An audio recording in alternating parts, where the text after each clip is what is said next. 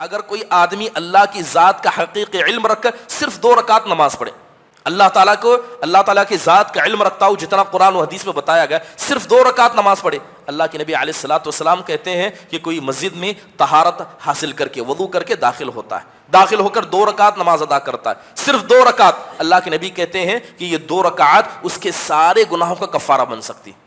صرف 2 رکعت نماز انسان کے سارے گناہوں کو کفارہ بن سکتی ہے۔ اور قیامت کے دن کچھ ایسے بھی آئیں گے جنہوں نے زندگی بھر صرف نماز پڑھی ہوگی، مگر وہ نماز اللہ تعالیٰ کے ہباء منثورہ بنا کر اڑا دی جائے گی۔ فرق ہے جو آدمی اللہ تعالیٰ کی ذات کا علم رکھتا ہے، کہ جو آدمی اللہ کو جانے گا، اس کا علم حاصل کرے گا، اس کے بعد جو عبادت کرے گا، اس آدمی کی عبادت میں اور اس آدمی کی عبادت میں نہ اللہ کو جانے گا نہ اس کا علم رکھے گا، آسمان و زمین کا فرق ہوگا۔ اور اللہ تعالیٰ نے عرش کتنا بڑا بنایا ہوگا، اور اس عرش پر جو رب مستوی ہے وہ کتنا بڑا ہوگا۔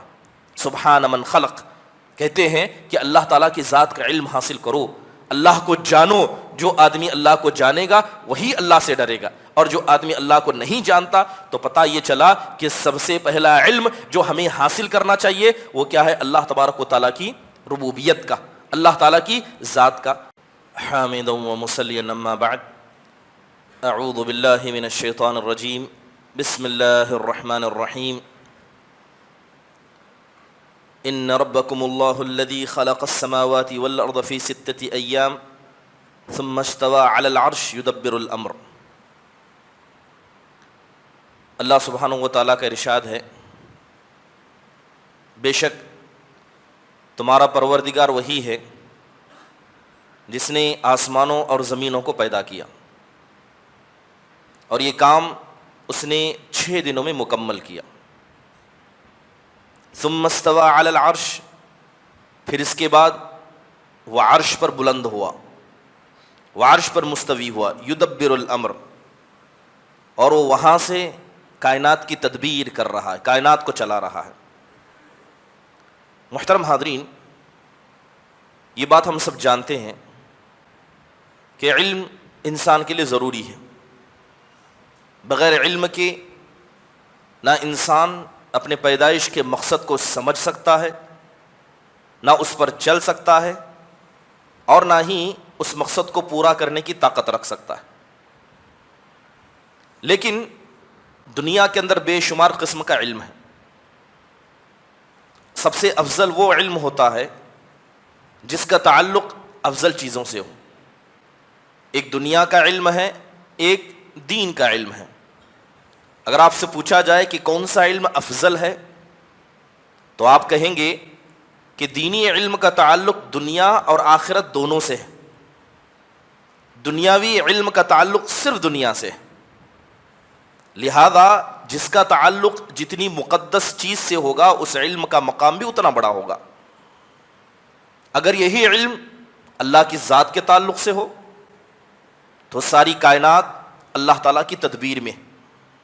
اس لیے علماء نے کہا ہے کہ ہر بندہ مومن کو جو سب سے پہلے علم حاصل کرنا چاہیے وہ اللہ کی ذات کا علم حاصل کرنا چاہیے، کہ اللہ کون ہے، اللہ کہاں ہے، وہ کن خوبیوں کا مالک ہے، کون سی صلاحیتیں اللہ اپنے اندر رکھتا ہے، اللہ نے ہمیں کیوں پیدا کیا ہے۔ اسی چیز کا ذکر کرتے ہوئے اللہ کہتا ہے کہ اگر تمہارے پروردگار، تمہارے خالق، مالک، مدبر اور متصرف کے بارے میں جاننا ہے تو قرآن پڑھو۔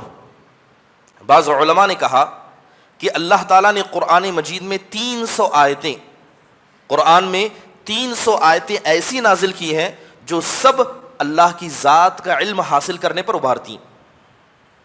اگر کوئی آدمی اللہ ہی کے بارے میں نہیں جانتا، نماز بھی پڑھتا ہے، روزہ بھی رکھتا ہے، حج و زکوٰۃ بھی کرتا ہے، تو کم سے کم ان 300 آیتوں کا حق اس نے ادا نہیں کیا۔ اب رمضان کا مہینہ ہے، میں اگر آپ سے پوچھوں کہ بتائیے رمضان کے جو روزے فرض کیے گئے اس کا مقصد کیا ہے، تو قرآن میں اللہ تعالیٰ نے صاف فرمایا لعلکم تتقون، یہ روزے فرض اس لیے کیے گئے تاکہ تم اللہ سے ڈرنے والے بن جاؤ۔ جب آپ اللہ کو جانتے ہی نہیں، اس کی صلاحیتوں، اس کی خوبیوں کے بارے میں علم ہی نہیں ہے، تو کیا لگتا ہے کہ بغیر اللہ کو جانے اس کا ڈر دل میں پیدا ہو سکتا ہے؟ ایسا کبھی نہیں ہو سکتا۔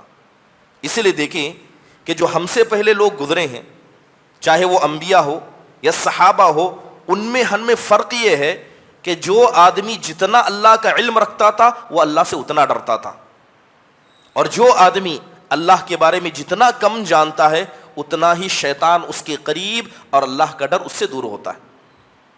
اگر ذکر کیے جائے اس روئے زمین کی سب سے مقدس ہستی جناب محمد الرسول اللہ صلی اللہ علیہ وسلم کا، آپ سب سے زیادہ اللہ سے ڈرنے والے تھے۔ وجہ کیا ہے؟ کیونکہ آپ سب سے زیادہ اللہ کے بارے میں جاننے والے تھے۔ ایک چھوٹی سی مثال، جمعہ کا دن تھا، کچھ صحابہ آئے، آ کر شکایت کی قحط سالی کی۔ نبی صلی اللہ علیہ وسلم نے جمعہ میں دعا کر دی، نماز ختم ہوئی، عصر کا وقت قریب ہوا تو اللہ کے نبی علیہ الصلوۃ والسلام اپنے گھر میں موجود ہیں۔ آپ نے اللہ کی تسبیح کی، اللہ کی تعریف کی بلند آوازیں گھر کے باہر سنی، تو آپ علیہ الصلوۃ والسلام تیز بلند آوازوں کو سن کر گھر سے باہر نکلے۔ تو کیا آپ دیکھتے ہیں کہ صحابہ اکرام مارے خوشی کے اللہ کی تعریف کر رہے ہیں اور اللہ تعالیٰ کے تسبیح زور زور سے بیان کر رہے ہیں۔ آپ علیہ الصلوۃ والسلام نے وجہ پوچھی تو صحابہ اکرام نے بادلوں کی طرف اشارہ کیا، کہا کہ اللہ کے نبی علیہ الصلوۃ والسلام آپ نے دعا کی، یہ دیکھیے رحمت کے بادل آ رہے ہیں، یہ خوشی اور بارش کو لے کر آ رہے ہیں۔ جیسے اللہ کے نبی نے دیکھا آپ کا چہرہ بدل گیا۔ آپ علیہ الصلوۃ والسلام کا چہرہ جھوٹ نہیں بولتا تھا، آپ خوش ہوتے چہرے پر نظر آتا، آپ غصہ ہوتے، آپ ناراض ہوتے چہرے پر نظر آتا۔ آپ علیہ الصلوۃ والسلام گھبرا گئے، مارے گھبراہٹ کے آپ کا چہرہ لال ہو گیا۔ اللہ کے نبی علیہ الصلوۃ والسلام سے پوچھا گیا، اے اللہ کے نبی یہ تو رحمت کے بادل ہیں، اس میں گھبرانے کی بات کیا ہے؟ تو اللہ کے نبی علیہ الصلوۃ والسلام نے کہا، کیا تم اللہ کے عذاب سے اتنا مامون ہو گئے؟ یہی وہ بادل ہیں جن کو اللہ تعالیٰ نے قوم عاد و سمود کے پاس بھیجا تھا، اور یہی بادل عذاب کے بن گئے تھے۔ کیا تمہیں اللہ کے عذاب سے اتنا امن محسوس ہوتا ہے؟ دیکھیے نبی کریم صلی اللہ علیہ وسلم کا یہ ڈر اللہ کے علم کی بنیاد پر تھا۔ اب اللہ تعالیٰ کو جانتے تھے، اس کی صلاحیت قدرت کو جانتے تھے۔ محترم حاضرین، ضروری ہے کہ سب سے پہلا علم جو ہم حاصل کریں وہ اللہ تعالیٰ کی معرفت کا ہو۔ اب اللہ تعالیٰ کے بارے میں پوچھا جائے کہ آپ کیا جانتے ہیں تو بہت ہی کم لوگ ہوں گے جو حقیقت میں اللہ تعالیٰ کے حوالے سے بتا پائیں گے۔ اللہ معاف فرمائے، ہم اپنے آپ کو مسلمان کہتے ہیں، اپنے آپ کو اہل حدیث کہتے ہیں، اللہ تعالیٰ کے ایک 20 نام آپ بتائیے، سچ میں دل پر ہاتھ رکھ کر بتائیے کہ کتنے لوگ اللہ کے 20 نام بھی ذکر پر پائیں گے، یا اللہ تعالیٰ کے کسی 10 ناموں کا حقیقی معنی بھی بتا پائیں گے۔ اور ہم دعویٰ کرتے ہیں کہ ہم اللہ تعالیٰ سے ڈرنے والے اور اللہ کا ڈر پیدا کرنے کے لیے دن و رات روزے بھی رکھتے ہیں۔ محترم حاضرین، یقین جانیے کہ جو آدمی اللہ کو جانے گا، اس کا علم حاصل کرے گا، اس کے بعد جو عبادت کرے گا، اس آدمی کی عبادت میں اور اس آدمی کی عبادت میں نہ اللہ کو جانے گا نہ اس کا علم رکھے گا، آسمان و زمین کا فرق ہوگا۔ چلیے ابھی الحمدللہ ہم نے نماز ادا کی۔ نماز کے اندر ایک لفظ سب سے زیادہ ادا کیا جاتا ہے، ایک لفظ بار بار دہرایا جاتا ہے۔ کون سا لفظ ہے وہ؟ اللہ اکبر۔ کیا ہے؟ اللہ اکبر، اللہ بڑا ہے۔ حقیقی ترجمہ اللہ سب سے بڑا ہے۔ چلیے بتائیے اللہ تعالیٰ کتنا بڑا ہے؟ آپ نے بھی دنیا میں بہت ساری چیزیں دیکھی ہیں جو چھوٹی بڑی ہیں۔ اگر آپ سے پوچھا جائے کہ اللہ تعالیٰ کتنا بڑا ہے، کیا کوئی ایک تصور بھی آپ پیش کر سکتے ہیں؟ اللہ تعالیٰ کی ذات کا علم حاصل کریں۔ حضرت عبداللہ بن مسعود رضی اللہ عنہ کے حوالے سے آتا ہے کہ انہوں نے ایک خاکہ بیان کیا، بتایا کہ اللہ تعالیٰ کی ذات کتنی بڑی ہے۔ جس زمین پر ہم رہتے ہیں، کیا کوئی آدمی اس زمین کا احاطہ کر سکتا ہے کہ آخرکار زمین کتنی بڑی ہے؟ بہت مشکل ہے کہ کسی انسان نے پوری زمین بھی دیکھی ہو۔ اب یہ زمین ہے، اس کے اوپر اللہ تعالیٰ کا کیا ہے؟ پہلا آسمان ہے، اس کے اوپر دوسرا آسمان، تیسرا آسمان، چوتھا آسمان، اس طرح کرتے کرتے 7 آسمان۔ حضرت عبداللہ بن مسعود رضی اللہ عنہ اس زمین اور آسمان کے درمیان جو حجم ہے، جو سائز ہے، اس کا بیان کرتے ہیں۔ کہتے ہیں کہ یہ جو زمین ہے اس کے مقابلے میں پہلا آسمان کتنا بڑا ہے، کیا تم جانتے ہو؟ کہتے ہیں کہ گویا جیسے کہ ایک انسان ایک میدان میں کھڑا ہے، سامنے دیکھا، پیچھے دیکھا، دائیں دیکھا، بائیں دیکھا، چاروں جانب جب اس نے نگاہ گھمائی تو جہاں تک اس کی نگاہ جاری ہے ایک چٹیل میدان نظر آ رہا۔ اس میدان میں ایک چھوٹی سی رنگ کو، ایک چھوٹے سے خاتم کو پھینک دیا جائے تو آپ بتائیے اتنے بڑے صحرا، اتنے بڑے جو میدان کے سامنے اس رنگ کی کیا حیثیت ہوگی؟ کہتے ہیں کہ وہی رنگ کی حیثیت اس زمین کی ہے، اور یہ پہلا آسمان اتنا بڑا ہے۔ اس کے مقابلے میں دوسرا آسمان، پہلے آسمان کے مقابلے میں دوسرا آسمان کتنا بڑا ہے؟ اتنا ہی جتنا کہ یہ رنگ چھوٹی ہے اور یہ میدان بڑا ہے۔ اس طرح ترتیب سے جاتے ہوئے دوسرے سے تیسرا آسمان بڑا ہے، تیسرے سے چوتھا بڑا ہے، پانچواں بڑا ہے، چھٹا بڑا ہے، اور سب سے بڑا آسمان کون سا ہے؟ ساتواں آسمان ہے۔ ایک بار تصور کر کے دیکھیں کہ اگر چھٹے سے ساتواں آسمان اتنا بڑا ہے تو پہلے آسمان سے یا زمین سے ساتواں آسمان کتنا بڑا ہوگا؟ کیا آپ ایک اندازہ بھی لگا سکتے ہیں؟ انسان کا ذہن، انسان کی سوچ ختم ہو جائے گی مگر ان آسمانوں کی بڑائی کا ہم اندازہ نہیں کر سکتے۔ ساتوں آسمان کے اوپر اللہ کی کرسی ہے، اور اللہ کی کرسی یہ اللہ کی قدم رکھنے کی جگہ ہے، اللہ تعالیٰ کے پیر رکھنے کی جگہ ہے۔ الکرسی موضع قدم الرحمن، یہ کرسی اللہ کے پیر رکھنے کی جگہ ہے۔ اب جو ساتواں آسمان ہے اس کے مقابلے میں کرسی کتنی بڑی ہے؟ اللہ کے نبی علیہ الصلوۃ والسلام کی ایک حدیث میں مشہور مثال ہے، اللہ کے نبی کہتے ہیں جیسے کہ ایک چٹیل میدان ہے، چاروں جانب انسان دیکھے، صرف میدانی میدان ہے، اس میں کسی رنگ کو پھینک دیا جائے تو جو رنگ کی حیثیت ہوگی وہ ساتویں آسمان کی ہے، اور جو میدان ہوگا وہ اللہ تعالیٰ کی کرسی ہے۔ تو آپ تصور کریں، اس لیے قرآن میں اللہ تعالیٰ کہتا ہے وسع کرسیہ السماوات والارض، کہ اللہ کی کرسی اتنی بڑی ہے کہ اس نے سارے آسمان و زمین کو گھیر کر رکھا ہے۔ اب کرسی کے اوپر پانی ہے، پانی کے اوپر اللہ تعالیٰ کا عرش ہے۔ اب کرسی اتنی بڑی ہے تو عرش کتنا بڑا ہوگا؟ ایک حدیث کے اندر مثال دی گئی اور کہا گیا کہ کرسی کے سامنے عرش اتنا بڑا ہے جیسے کہ کوئی چٹیل میدان ہے، جہاں تک انسان کی نگاہ جاتی وہاں تک میدان ہے، اور اس میں ایک چھوٹی سی رنگ پھینکی گئی ہے، تو جو رنگ کی حیثیت ہوگی وہ کرسی کی حیثیت ہے، اور جو چٹیل میدان ہے وہ اللہ تعالیٰ کا عرش، اور اللہ کا عرش اس ساری کائنات کے اندر سب سے بڑی مخلوق ہے۔ اللہ کا عرش یہ سب سے بڑی مخلوق ہے۔ جب اللہ کے نبی علیہ الصلوۃ والسلام معراج پر گئے تھے تو آپ نے اللہ کے عرش کو دیکھا، اللہ تعالیٰ کے عرش کو جن فرشتوں نے اٹھا کر رکھا تھا آپ نے دیکھا۔ آپ معراج سے آئے، ہر چیز کو آپ کو بیان کرنے کی اجازت نہیں تھی، آپ نے صرف اتنا بتایا جتنا اللہ نے اجازت دی۔ اللہ کے نبی علیہ الصلوۃ والسلام نے اللہ سے اجازت مانگی، اے اللہ میں اس فرشتے کے بارے میں مومنوں کو بتانا چاہتا ہوں جو ایک فرشتہ اللہ کے عرش کو اٹھا کر ہے۔ اللہ کے عرش کو کئی سارے فرشتے اٹھا کر رکھے، ان میں سے ایک فرشتے کے بارے میں اللہ تعالیٰ نے اجازت دی، اللہ نے اجازت دی۔ اللہ کے نبی علیہ الصلوۃ والسلام کہتے ہیں کہ جو فرشتے اللہ کے عرش کو اٹھا کر رکھے ہیں ان میں سے ایک فرشتہ ایسا ہے کہ اس کے کندھے سے لے کر گردن تک اگر صرف آنا ہو، صرف اتنا فاصلہ، اگر صرف اتنا فاصلہ کسی انسان کو طے کرنا ہو تو اسے 700 سال لگ جائیں گے۔ صرف اتنا سا کندھے سے لے کر گردن تک پہنچنے کے لیے اس ایک انسان کو دنیا کی سب سے تیز سواری بھی لے کر نکلے تو 700 سال کا وقت اسے اتنا طے کرنے میں لگ جائے گا۔ اب بتائیے وہ فرشتہ کتنا بڑا ہوگا، اور اللہ تعالیٰ نے عرش کتنا بڑا بنایا ہوگا، اور اس عرش پر جو رب مستوی ہے وہ کتنا بڑا ہوگا۔ سبحان من خلق، کہتے ہیں کہ اللہ تعالیٰ کی ذات کا علم حاصل کرو، اللہ کو جانو۔ جو آدمی اللہ کو جانے گا وہی اللہ سے ڈرے گا، اور جو آدمی اللہ کو نہیں جانتا تو پتہ یہ چلا کہ سب سے پہلا علم جو ہمیں حاصل کرنا چاہیے وہ کیا ہے؟ اللہ تبارک و تعالیٰ کی ربوبیت کا، اللہ تعالیٰ کی ذات کا۔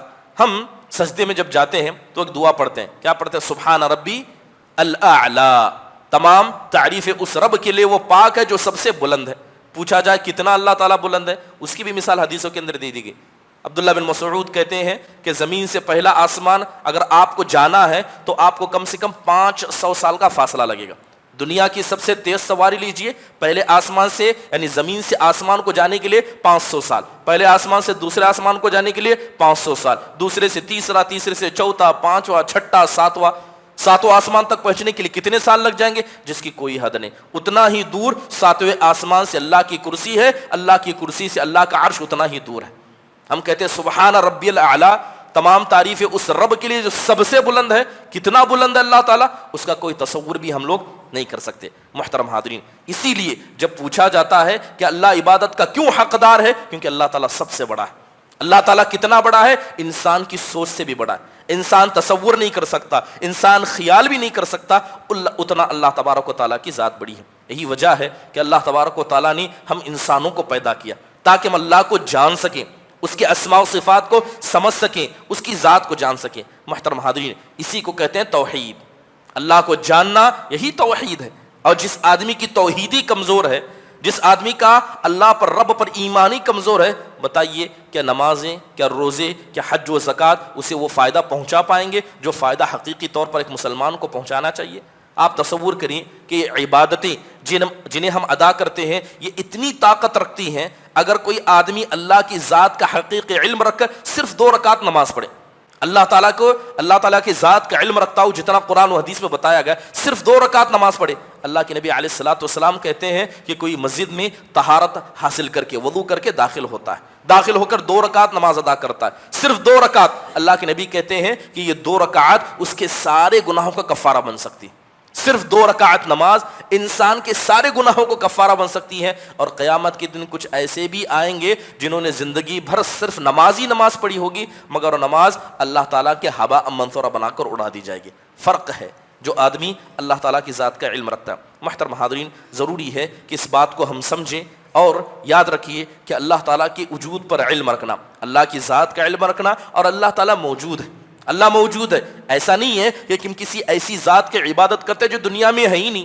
آج دنیا کے اندر بہت سارے لوگ آپ کو ایسے مل جائیں گے جو اللہ کی ذات کا انکار کرتے ہیں، وہ اللہ کو مانتی ہی نہیں ہے، اللہ تعالیٰ ہے ہی نہیں۔ ایتھسم جسے کہا جاتا ہے، ایتھزم کہا جاتا ہے، ملحد جنہیں کہا جاتا ہے، وہ اللہ کی ذات کا انکار کرتے ہیں۔ اللہ تعالیٰ نے قرآن مجید میں انہیں بتایا ہے کہ جاؤ اللہ کی نشانیوں پر غور کرو۔ اللہ نے کچھ سوال پوچھے ہیں، جو سوال یہ کہ انسان اگر اس پر غور کرے تو اسے سمجھ میں آئے گا کہ اللہ تعالیٰ کی ذات موجود ہے۔ اللہ تبارک و تعالیٰ کچھ سوال کرتے ہوئے کہتا ہے ام خلقوا من غیر شیء ام هم الخالقون، کہ جو لوگ اللہ تعالیٰ کو نہیں مانتے، اے اللہ کے نبی ان سے جائیے پوچھئے کہ یہ تو بتاؤ کہ تم نے اپنے آپ کو خود پیدا کیا ہے یا کسی نے تم کو پیدا کیا ہے؟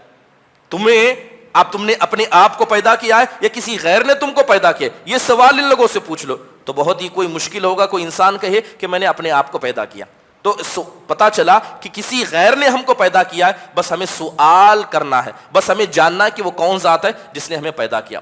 بلکہ قرآن میں اور ایک جگہ اللہ تعالیٰ کہتا ہے افرأیتم ما تمنون، کیا تم نہیں دیکھتے کہ تمہارے جسموں سے جو منیاں نکلتی ہیں، جب منی نکلتی ہے تو اللہ تعالیٰ کہتا ہے کہ کیا اس منی کے ذریعے جو اولاد ہوتی ہے اسے تم پیدا کرتے ہو یا ہم پیدا کرتے ہیں؟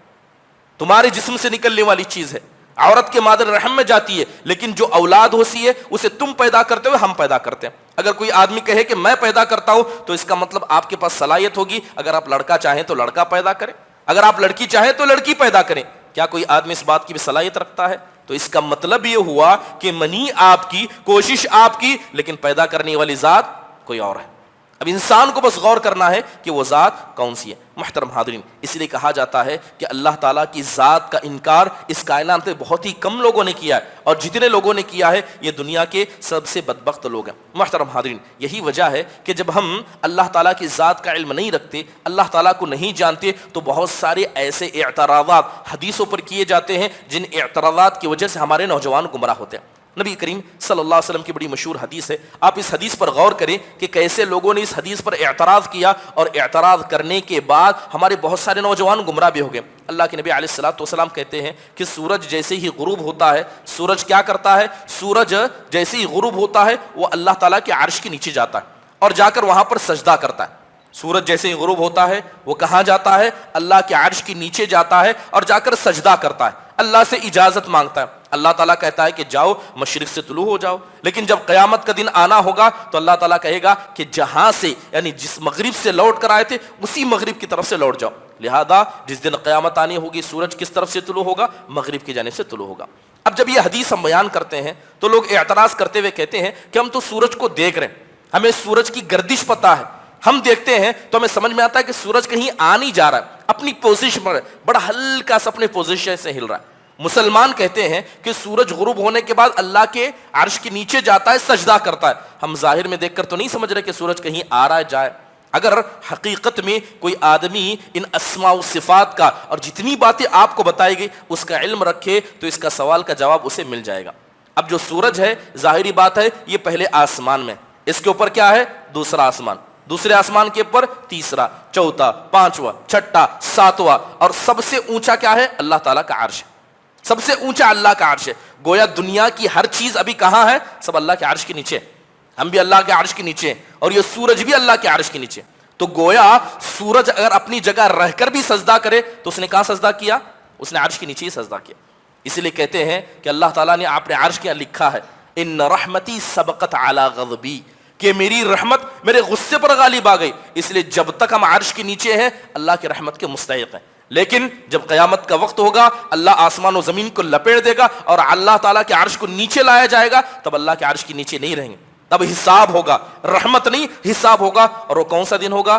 حساب کا دن اور قیامت ہوگا۔ محترم حاضرین، اور دوسری بات یہ ہے کہ سورج سجدہ کرتا ہے، ہم بھی سجدہ کرتے ہیں، ہمارا سجدہ کرنے کا طریقہ یہ ہے کہ ہم زمین پر گر جاتے ہیں، اپنی پیشانی کو زمین پر لگا دیتے ہیں، یہ ہمارا سجدہ کرنے کا طریقہ ہے۔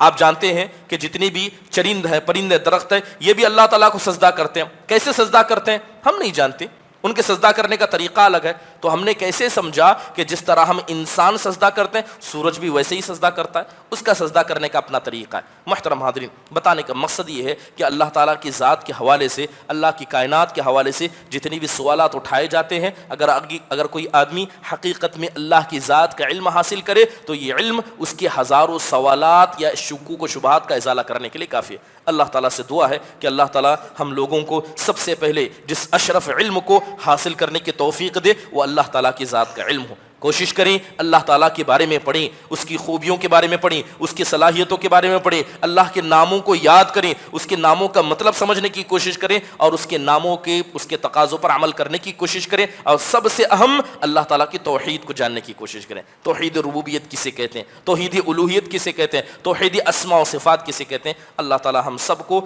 اس مبارک علم کو حاصل کرنے کی توفیق نصیب فرمائے۔ اقول قولی ھذا واستغفر اللہ لی ولکم ولسائر المسلمین من كل ذنب فاستغفروا انه هو الغفور الرحیم۔ جزاکم اللہ خیر۔ السلام علیکم ورحمۃ اللہ وبرکاتہ۔